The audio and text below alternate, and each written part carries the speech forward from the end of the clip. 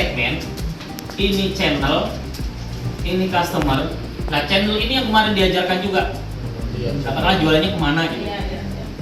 Lah, customer segment nanti ada psikografi, demografi dan lain-lainnya. Value proposition isinya dari sini dulu, customer segment atau kelebihan produk dulu. Setelah tahu kelebihan produk, dari sini ada di sini kan value proposition dan customer relationship dan channel revenue stream dan key resources dan key activities dan key partnership.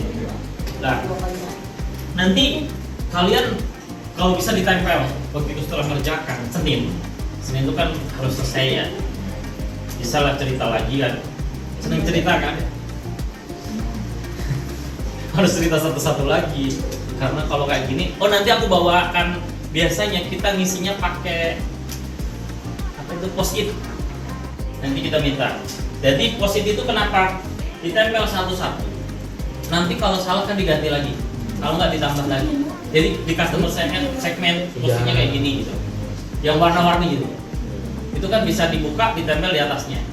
Lah makanya perlunya post-it itu di situ. Nanti aku minta ke bawah. Biar maksudnya disertakan post-itnya. Nah, ini ada yang tadi disebutkan Alexander Osterwalder.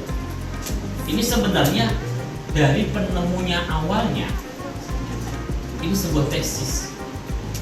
Mereka ngomong customer segment dan value proposition. Nah, kalau orang lebih pada ngomong value proposition aja, itu kelebihan produk kita, kenapa sih orang yang beli tadi, kemudian alasannya orang beli, ruginya apa yang nggak beli, itu kan di situ. Nah, apa itu bisnis model kanvas? Nih, merupakan sebuah strategi manajemen yang disusun untuk menjabarkan ide dan sebuah konsep bisnis dalam bentuk visual. Kita kemarin design thinking, ide-ide. Kalau kemudian dijabarkan dalam visual, karena ini komplit yang dilakukan sehari-hari. Itu customer segment yang ditentukan target pasarnya, kelebihan produknya, dan kemudian dari beberapa yang lain aktivitasnya kita mau dapat apa dan core bisnisnya itu ditulis dalam di sini. Kegunaannya apa?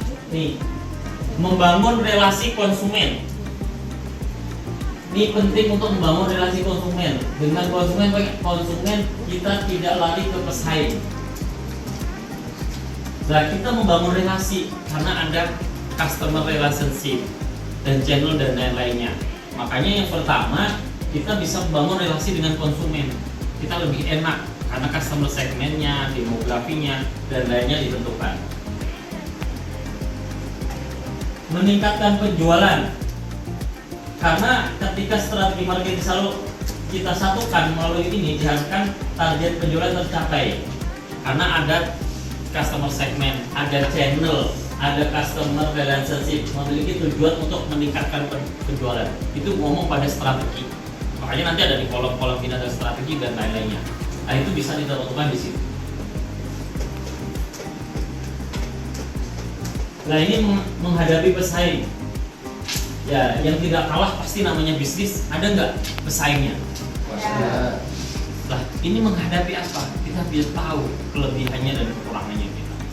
Makanya di bisnis model kanvas itu nanti kelebihannya produk-produk kita apa aja.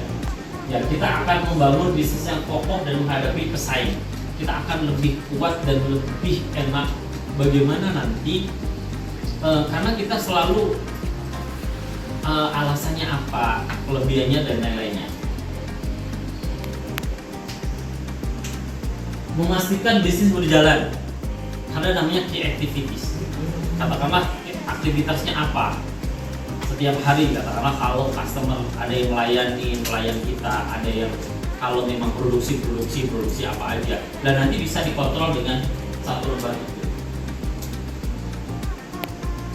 Mempunyai sistem bisnis. Menghasilkan walaupun tidak rutin berada di bisnis kita. Karena kita udah tercatat semuanya, customer segment, aktivitas kita, kemudian channel yang dijual di mana aja, berarti kan otomatis kita bikin sistem. Karyawan juga tahu, oh ini aktivitasnya apa, ini yang dijual kemana, kita jualannya fokusnya kemana. Makanya semakin kita fokus customer segmen, kita akan lebih menjalankan bisnis kita.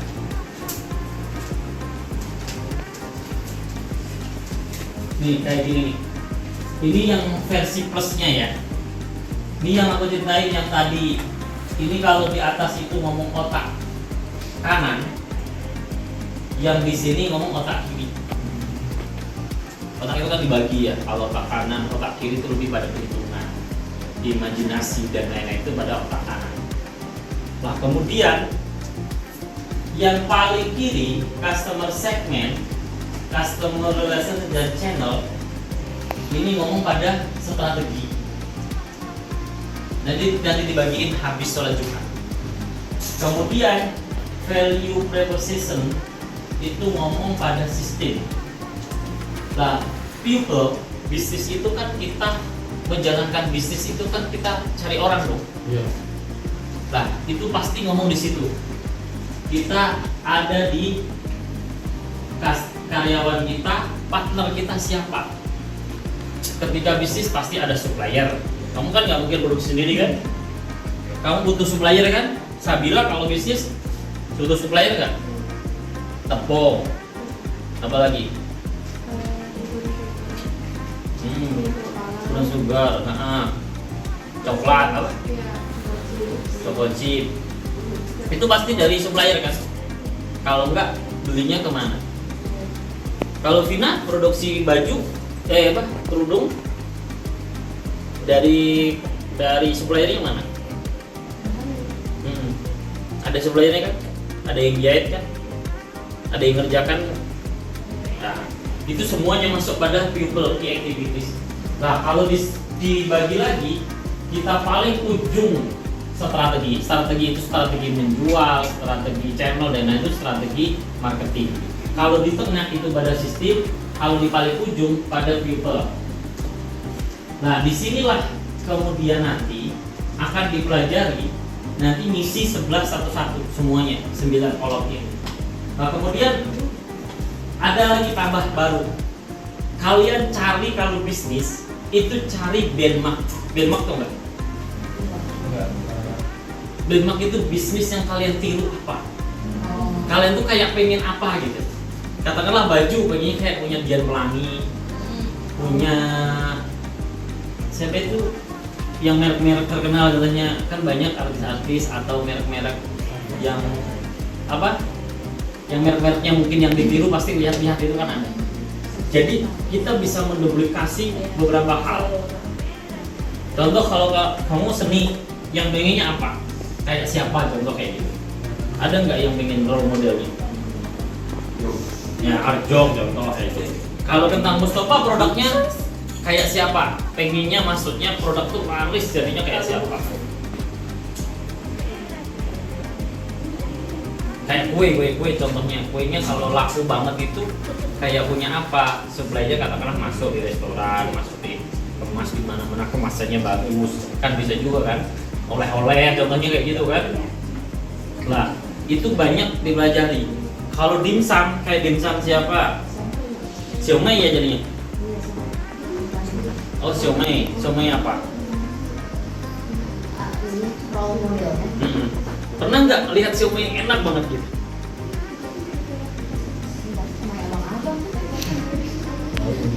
Bang Oji pingin hotpangnya kayak mana kan gitu? Ada.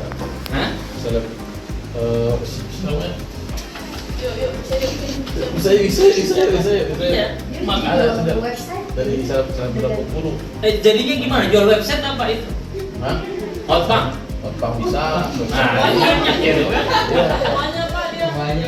Jadi makanya gini loh. Kalau bisnis itu melihat, katakanlah Kak Rahma ya. Kak Rahma pengen kayak apa? Yang rias itu namanya apa? Ini yang rias Pak. Rias ini ya. Kalau ini yang baju ya. Baju kayak siapa contohnya? Elzata. Zata merek. Elzata sama komplit. Elzata itu kan pabriknya di sini sekarang. Di Jakarta, Tangerang. Elzata. Ada lagi apa itu namanya? Sisa. JF, JM. Saskia Sungka, Saskia Saskia Meka. Meka. Banyak loh. Itu kan banyak. Kalau Rias berarti kayak siapa? Nia Wedding. Nia Wedding dan lain-lainnya. Lah, Gunawan. itu kalau punya ditiru itu kan enak banget. Kue pengen siapa kayak kue siapa? Tatis Bogor, ada Bunga Bakery, ada siapa lagi kan banyak. Ada Global. Tahu nggak Global? Yang tahu apa kue? Holland Bakery. Holland Bakery itu tahu nggak customernya siapa banyak banget?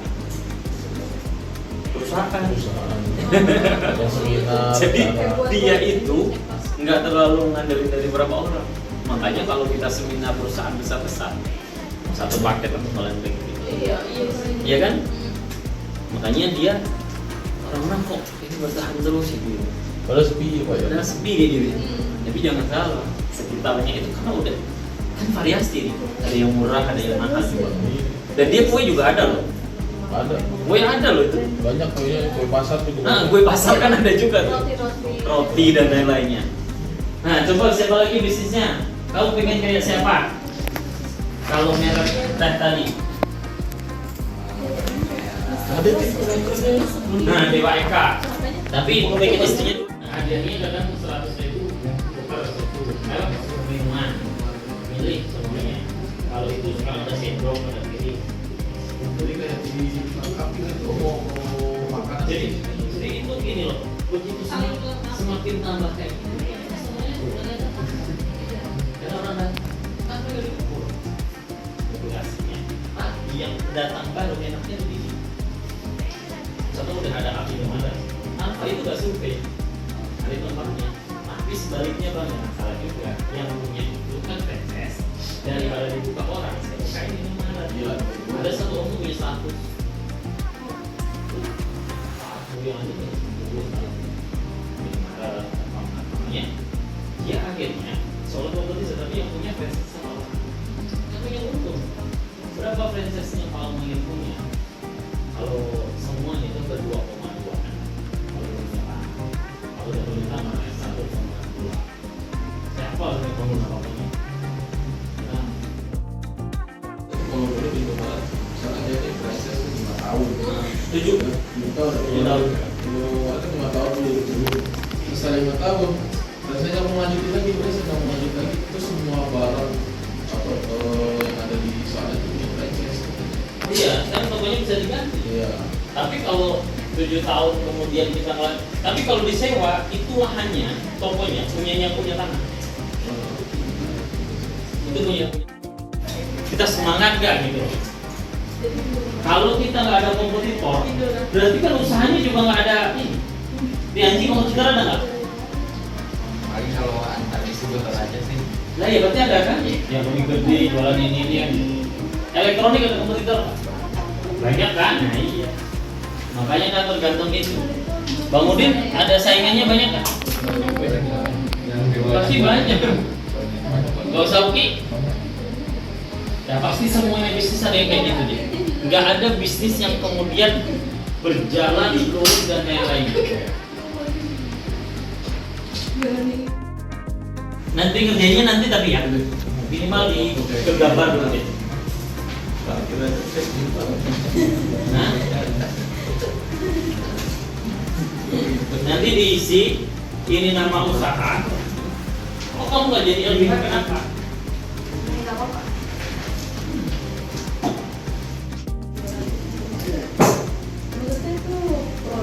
Ya kalau nggak di IG dicari lah. Maksudnya di IG yang rame, kalau nggak di website. Kalau yang nggak punya brand mark, contoh yang produksi toko ini, pasti muncul dong. Iya, banyak. Tanya.